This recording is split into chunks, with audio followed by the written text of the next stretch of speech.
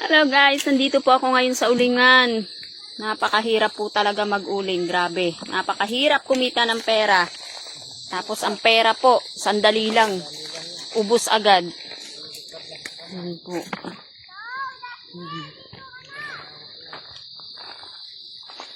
Kami ngayon, nagtsatsaga. Magkaroon lang ng kahit kaunting kaperahan. Nakita mo dyan, animal ka, Chris. Ba't nandiyan ka? Pupo ng uling. Baka may bagay yung mapulot ko. Ay, may ano. Dudurog man yan, man. Binabato mo. Baka babaga. May baga, oh. Wala. Ano na yung pagbabago? Mapapasok ka.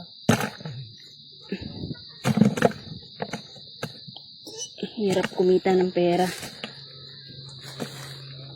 Kaya mo, hiniga ka lang, may kita ka na.